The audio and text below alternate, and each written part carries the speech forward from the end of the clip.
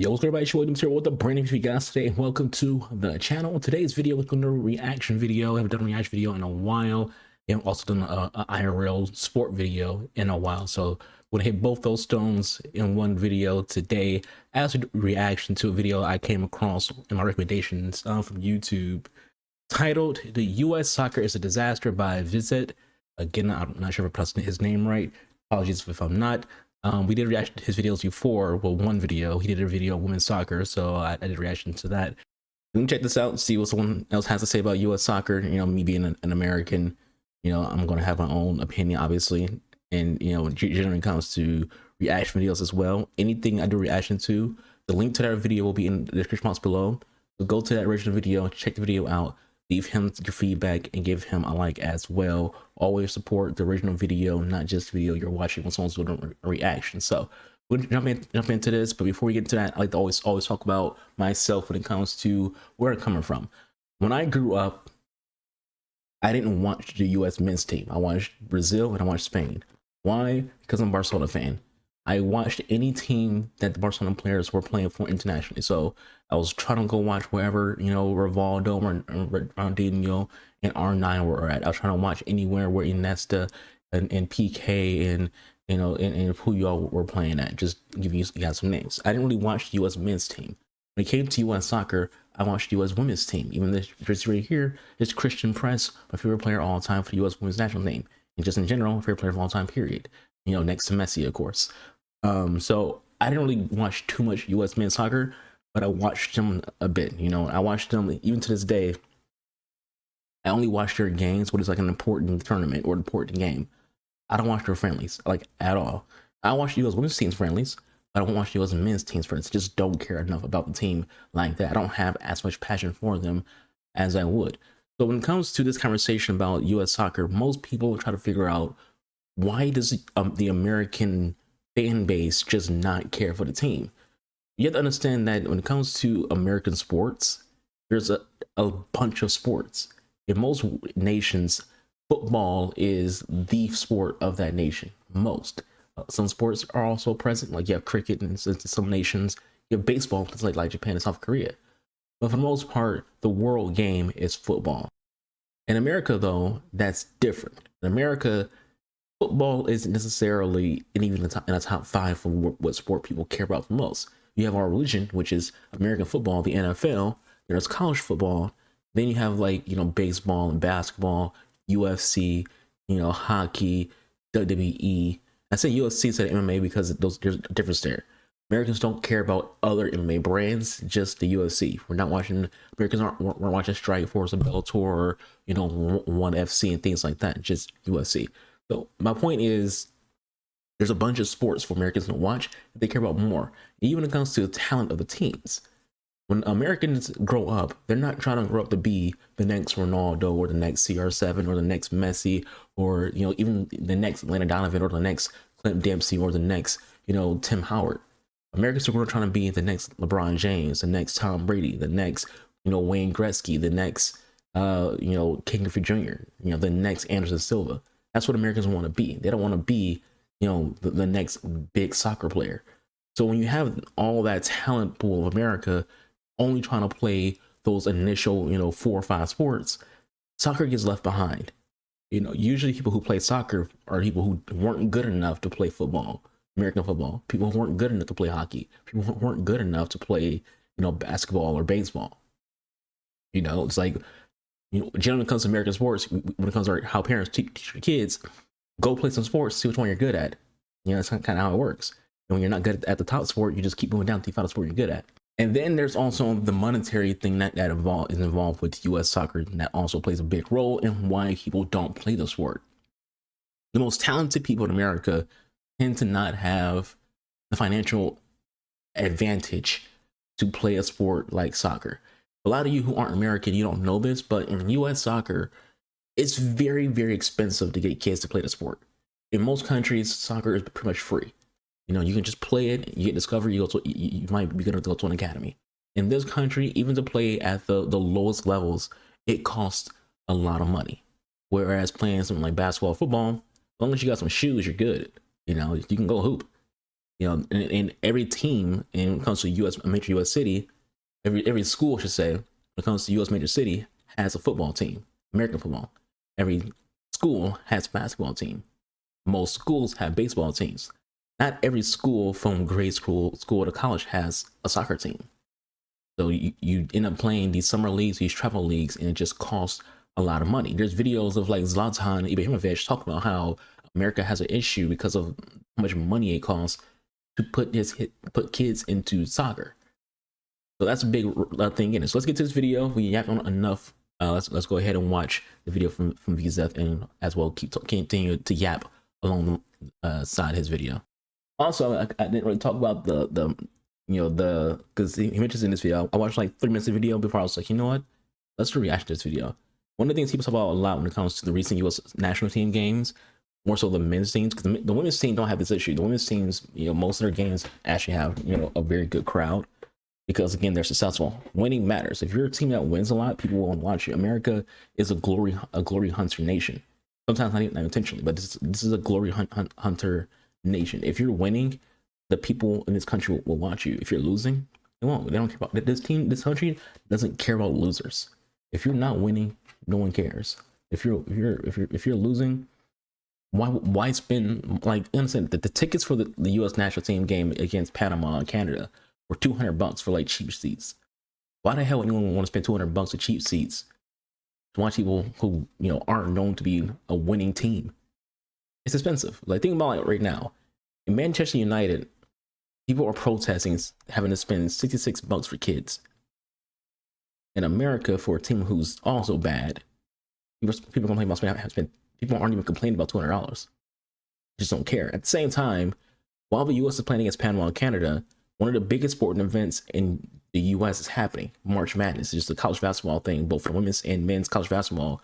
Right now, this is one of the biggest times in U.S. sports. So a lot of people don't even want to watch soccer because they're watching March Madness. Are Americans ever meant to be happy? A few months ago, my Twitter feed looked a lot different. And yes, I still call it Twitter and not X. Mauricio Pochettino by far... Nobody calls it X other than like Elon and maybe Trump, but most people just still call it Twitter. I never refer to X as X. I don't know anyone who does refer to it as X. The biggest name, by far the man with the most experience, and by far the one with the most reputation, takes the role as the head coach of the US men's national team. And my feed was full of what the is a kilometer and eagle making sounds over American flag videos. I don't know why, but I always find American culture around football, and I will call it football because that's just what we call it, but soccer, I always find that on the surface level for the general population, the interest in football for the entire nation is just fake. Where, like most things in American culture, it all comes down to capitalist greed, trying to force advertisements down your throat at all times and charge you the most money for the least entertainment possible. That is what we saw in this international break, the Nations League. Now, this isn't just in the EU, it's also in CONCACAF, where the likes of Mexico, Canada, USA, Panama, Costa Rica, many other nations, Jamaica was involved in this competition. The Final Four, Panama versus USA, and Canada beat Mexico. Now, the important thing to keep in mind here is one thing. The World Cup is held in the US. I also point this out. They play it in SoFi. For those who aren't Americans, SoFi tends to not be packed out. Like, even their American football team don't do great attendance. Usually, when it comes to that team, which is the San Diego Chargers or LA Chargers, I grew up with them being San Diego Chargers. They don't really have a huge fan base. And whenever they play home games, there's more away fans in the stadium than home fans. And at the same time, you're in California. Most people aren't trying to travel to California. You're asking people, like, especially if you're on like the East Coast, to get on a plane or a bus to go to California. So if you're going from like New York to LA, that's a far travel.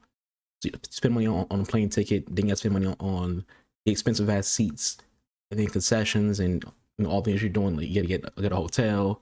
It's just a very expensive thing to do just to go watch a team who, again, isn't known to be a winner. US alongside Canada and Mexico, but US will of course be the main draw and the main brand for it, of course, obviously, because that is where you'd imagine the most money.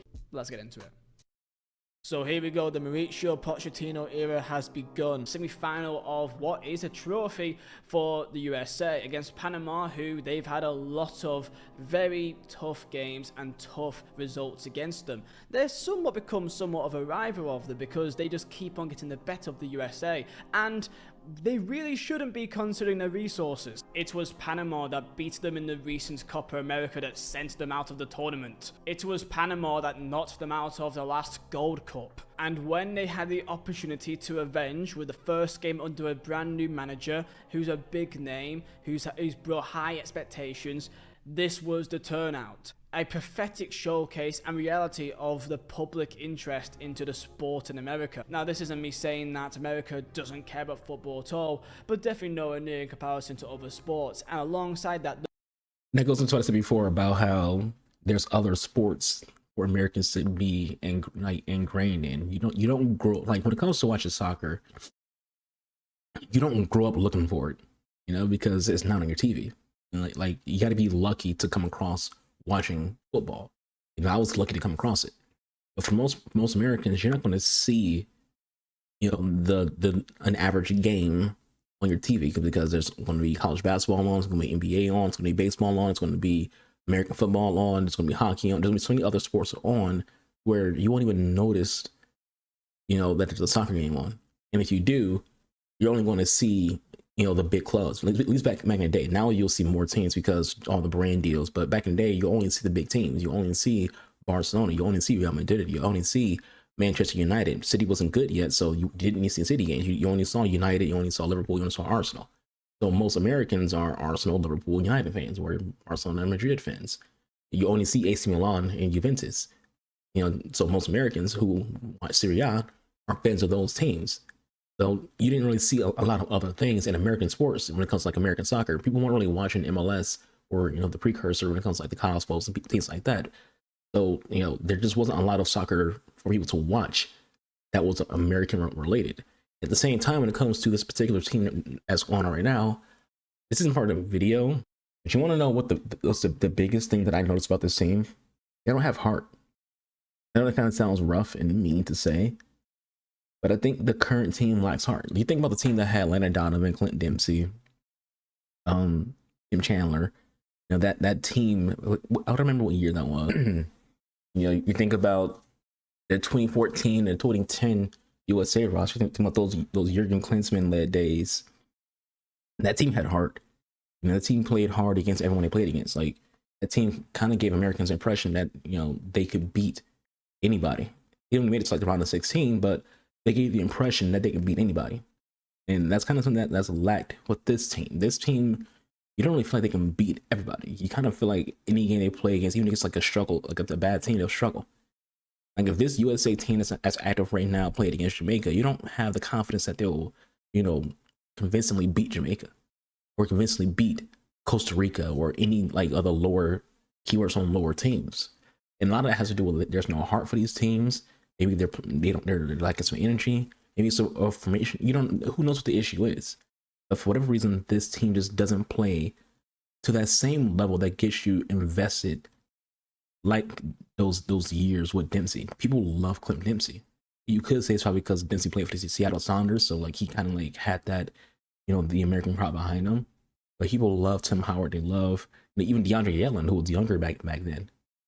But like now, Americans don't. You actually most Americans who watch soccer, they probably wouldn't be able to name more than like maybe 4 people on the team right now. Money that they charge for these type of games, people just don't care enough to pay the money that they charge. We're speaking hundreds of dollars here at a time. Panama beat them in the 90th minute with a winner. You would have seen clips online of the man who scored the winner running over to Thierry Henry, celebrating with him, calling him his idol. That is a really incredible moment. They're probably quite lucky that happened because people talked more about that than how embarrassing it was for America. But they did have an opportunity to redeem themselves. They had the 3rd place game, and it wasn't against a team like Jamaica, it was against Canada, who is again another rival of theirs in the region, and they've typically always been better than Canada at sports, and particularly historically at football. So Are they going to redeem themselves again in Poch's second game? No, they lost again. And yes, no one turned up. By the words of US legend Landon Donovan, I'm so sick of hearing how talented this group of players is and all the amazing clubs they play for. If you aren't going to show up and actually give a shit about playing for your national team, decline the invite. Talent is great, pride is better. And this is the general feeling towards the national team by many people in America, from the normal everyday person to the higher ups and the legends that played from before. I think one of the things that has to be like established right now is you have to start getting people out of the team. Like, it's not just, you know, a lack of heart, lack of passion, lack of pride, but also the talent. I think it's time to move past Tim Ream. You know, while we still, Tim Ream's like an older guy. And if you're looking at him as your best player, you're in trouble. If you're looking at Tim Ream as your best defender, you're in trouble. You know, he got cooked. He got cooked in these 2 games. So, you know, he's definitely not the best. And I agree with Landon Donovan. I don't know if it mentions it, but Donovan mentioned that they shouldn't even start the Turner, because Turner wasn't sharp. Turner hasn't played as many games as the other keepers. So probably shouldn't start Turner. You have to get to points where you can't just play, because again, you got to think to yourself, like Pochettino. A lot of who he starts might just be based on, because he's only been there for a short period of time. Might be based on who the assistants are saying. Okay, this person's in shape. This person's this. This person's that. Instead of just starting who is actually, you know, probably playing better in practice, but also who's playing better for their club teams. You know, part of this, I know the talent is different, but I'm going to use an example. Part of what has Emma Hayes choose who she chooses for the women's team is she sees the club games. How is this person performing at the club games? Okay, they're going to get on the national roster because at the club games, the club level, they're doing very, very good. You know, it's not, hey, this person is super talented. It's how are they playing and on the club level? I don't want to hear how much talent they have. How are they performing right now? Not last year, not even before that, right now. We had to do call-ups in 24 hours. How did they do in the last game? How did they do two games ago? I don't feel like that's the same way when it comes to the USA team. Because if it was, Gio wouldn't be starting because Gio barely plays for Dortmund. And we all get it. Reyna has all this talent, but he's not playing for Dortmund. If he's so talented, why isn't Dortmund using him? If he's so talented, why are we getting barely anything out of him for the national team? You know? It's kind of the same thing when it comes to like some other players. So it should be based on only performing in the club level and then put them in it. They got to be in form. And some of these players just aren't in form. Person on a CBS panel, including Thierry Henry, said the same thing. There is a massive disconnect and discontent between the group of players, between the national team, between your executives and the organization and the fan base. No cohesion, no one really knows what's going on, and no one really cares. But lo and behold, this is where the World Cup will be in a year's time. Now, is it as simple as the results? They're not really that good. Maybe Americans are, you know, maybe they're a bit egotistical that they expect to be the best at everything. So when there's a sport that they're not that good at, they just don't care anymore. Well, I mean, I think that could be a factor. Of course, I do believe Americans are a bit more into, they just don't care unless they win a bit more than maybe other nations. But that's just Here's, like I said before, Americans care about who's winning, but I would also say it's not about not caring entirely because we're not good at it. You know, it's one situation where two things be true at once. Yes, Americans care about winning, but at the same time, Americans don't actually care too much about, you know, in the context of which he's kind of pointing out. Makes sense. Like, if the U.S. team was watchable, people will watch the team. You know, it's not about beating Brazil. It's not about beating, you know, Germany or beating Spain or even beating England. But if the U.S. team's beating Trinidad and Tobago, beating Chile, beating Canada, beating Mexico, Americans care. That's what Americans care. They care about beating the other North American teams, the South American teams, the Central American teams. They care about America being the most dominant nation in the Americas. So when the Americans aren't being the most dominant team in the Americas, Americans are like, who gives a shit? You know? But if you actually watch American soccer, there is a huge fan base. It's just not as widespread as you would want it to be because, again, there's so many other American sports to go cheer for and it's only so little money that you have to be able to invest in everything. Like there's America has its own ultras. You know, this isn't talked about a lot, but America has its own ultras. We call them the Outlaws. They're the ones who you see, you know, doing a lot of tailgating. You have their own song that they chant. You know, there's a guy with the drums. Like America has its own ultras. You wouldn't think that because, you know, American fans aren't real fans, but you know, it's easier to just go, Americans don't care, you're understanding why Americans don't care. There's no investment. And part of that investment is there's no stars, you know? And that's the thing people don't talk about as well, because people love Pulisic so much. They call him Captain America. They call him the LeBron James of soccer, but he's not. Pulisic is not the LeBron James of soccer. Most Americans don't even know who the hell he is because they don't care. There's more Americans who know who Freddie Abdul is than Americans who know Chris Pulisic is. Because Freddie Abdul was all over people's TV. If you were a kid, he was on Nick Gas, which is like Nickelodeon's sport channel back in the day. He was everywhere. Freddie Abdul was everywhere. Pulisic isn't. So Americans knew who Freddie Abdul was, and that's the thing. You have to have stars. Even if your team sucks, even if you're not winning games, if you have star power, Americans are drawn in because Americans are very, very much involved in capitalism. And what we see is what we're attracted to. If we're seeing commercials of, you know, players like over and over again, we now know who that person is. There's people who don't watch tennis. They now know who Coco Golf is because Coco Golf is everywhere. You know, Naomi Osaka is everywhere. There's people who don't watch tennis, but they know who Naomi Osaka is because they're marketed like a motherfucker. They're on commercials. They're getting like movie roles. It's like cameos. They're over social media. They're getting guest roles on like kids' TV shows. They're just appearing in places. They're appearing on Monday Night Raw and SmackDown. They're appearing everywhere on late night shows.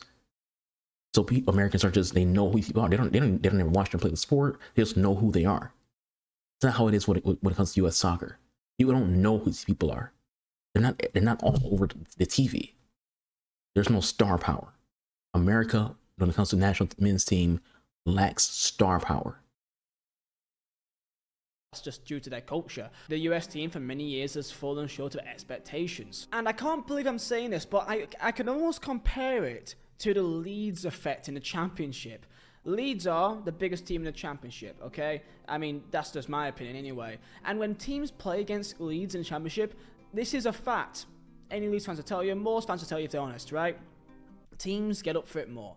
Fan bases get up for it more. There's a bit more on the line when you play against the Leeds because it is a bigger club and you think they're gettable because, you know, they are still in the same league as you, but you know that it's a bigger game than if you played against, you know, for example, Oxford, or you played Plymouth. You just know. So when you got a Canada, a Panama, a Jamaica, a Trinidad and Tobago, and even Mexico, when they play against USA, it means more to them to beat them. And the issue with the US men's national team, from what and on that comment, who it means more to them to beat the USA. USA could care less, you know. And again, because there's no star power, there's no reason to care. Especially when you consider about history.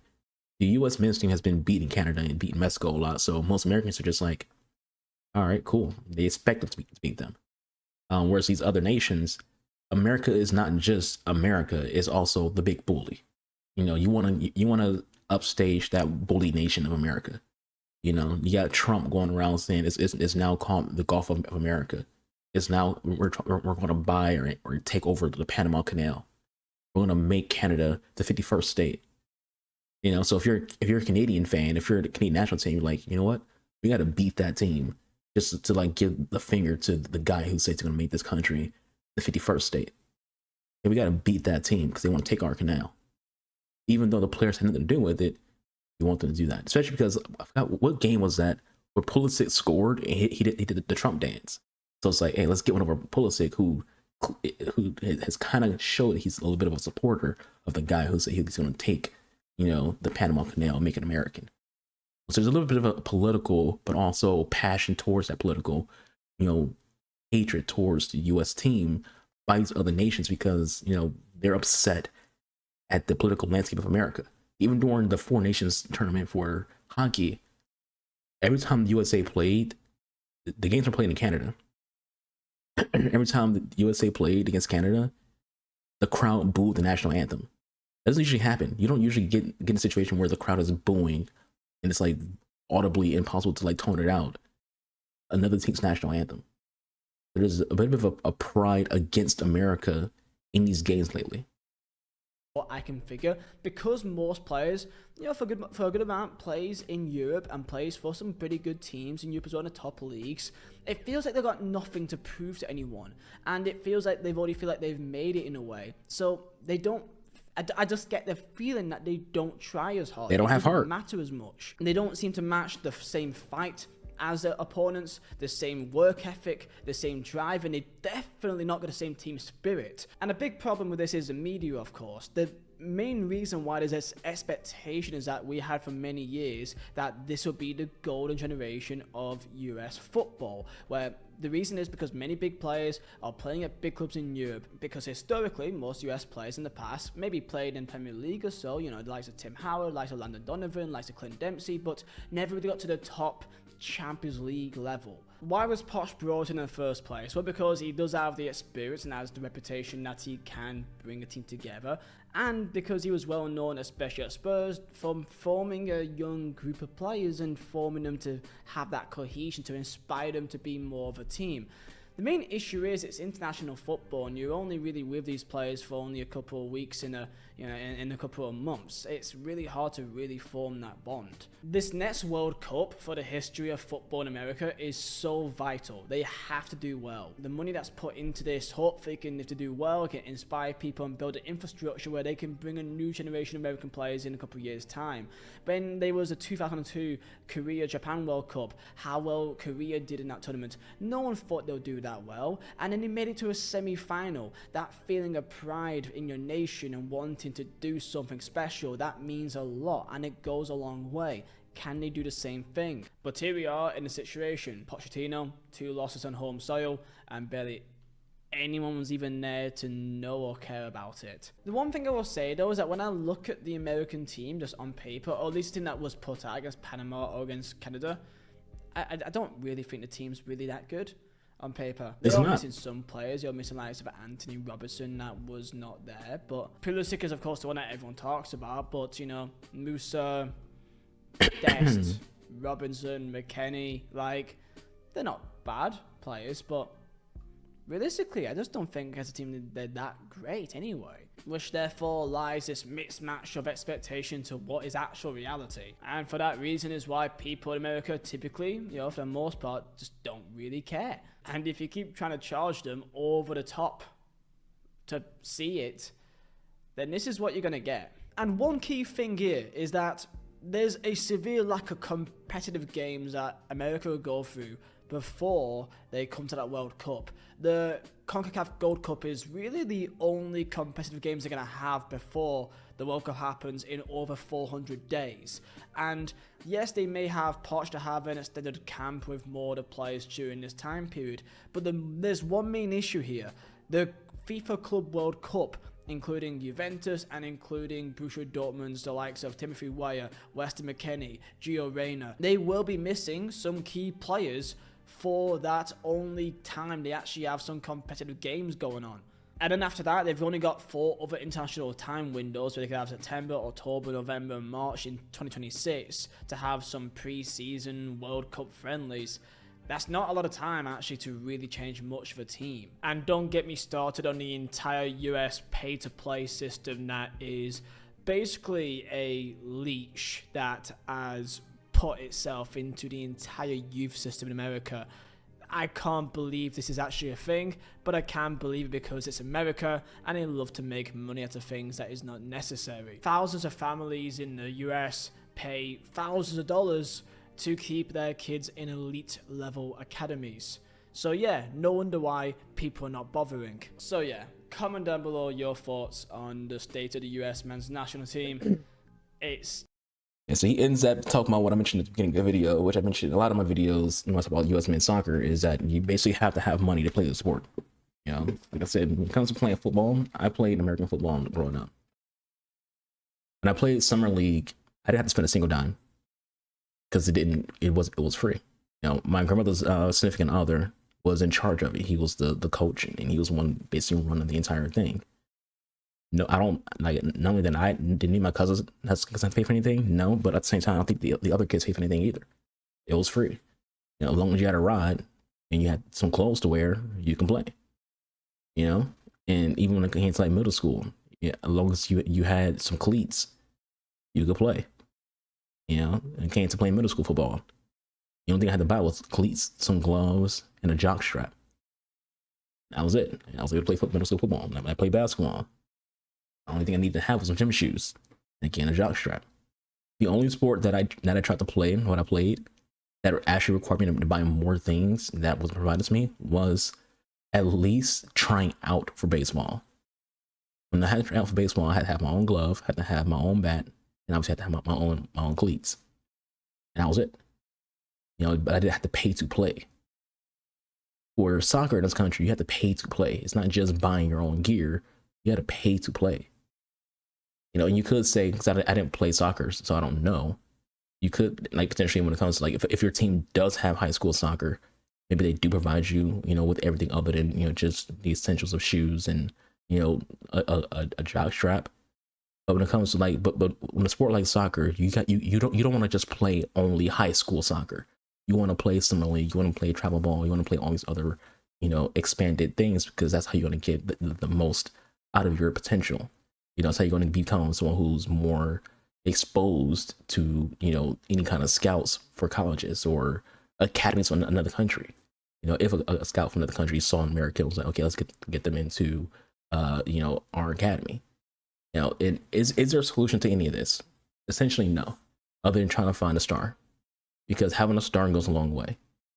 You know, what drives revenue in most sports is not just the viewership itself, or not just the teams itself, but who is playing for those teams. You know, the Cleveland Cavaliers was making a lot of money when LeBron James was there. The Heat were making a lot of money when LeBron James was there. The Dallas Mavericks were making a lot of money when they had Luka Doncic. You know, when the teams have a star, they make more money.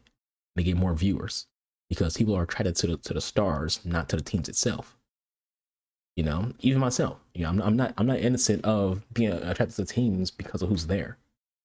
You know, I didn't know how good Man United and Barcelona were. I just saw players and I just liked the team because of those players. I grew up watching Barcelona because I saw Dino and was like, that guy looks amazing. So I kept watching games and fell in love with the team just from watching Dino. You know, same thing with United. I watched Rio, I watched Beckham, and I watched Rooney. And I was like, I like this team now. I'm a bigger Barcelona fan than a United fan. You know, I like to tell us this. I'm a Barcelona fan, United supporter. I think fan is a bigger word than supporter. But I didn't know how good they were because I'm American. You know, they didn't really showcase trophies. I didn't know how good those teams were. I just saw the players and fell in love with that team because of the players. And that's how it is in the U.S. and it comes to all of our teams. In the United States, when it comes to NBA, hockey, like a lot of that is all based on finding players who you like, and those players make you a fan of those teams.